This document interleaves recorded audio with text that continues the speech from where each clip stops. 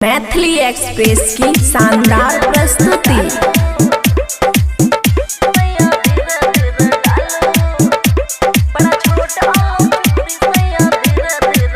खुशी recording studio बलुआहा। दर्द बड़ी करे राजा जल्दी से निकालो, दर्द बड़ी करे राजा जल्दी से निकालो।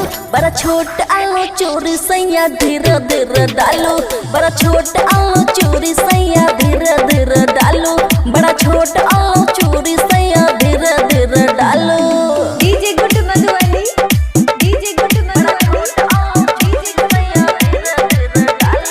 मिक्स बाय अमन अक्की।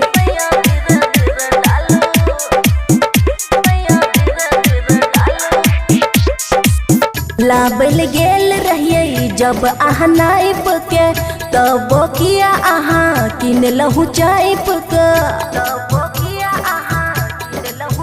हाँ हाँ लाबल गेल रहिए जब आहा नाइप के, तब किया आहा किन लहु चाइप के। फोरा मेरे गेल तानी रगरू आहा आलू, बड़ा छोट चोरी आलो सैया धीरे धीरे डालो, बड़ा छोट चोरी आलो सैया धीरे धीरे डालो, बड़ा छोट चोरी आलो सैया धीरे धीरे डालो।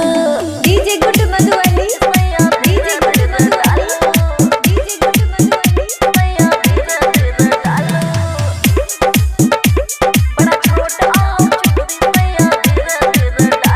खुशी रिकॉर्डिंग स्टूडियो बलुआहा।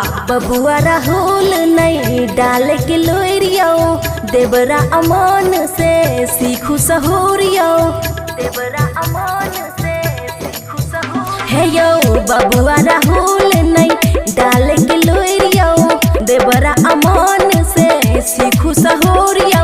आई भर के पलान राजा आहा कनी टालो, बड़ा छोट आलो चोरी सैया धीरे धीरे डालो, बड़ा छोट आलो चोरी सैया धीरे धीरे डालो, बड़ा छोट आलो चोरी सैया धीरे धीरे डालो। खुशी रिकॉर्डिंग स्टूडियो बलुआहा।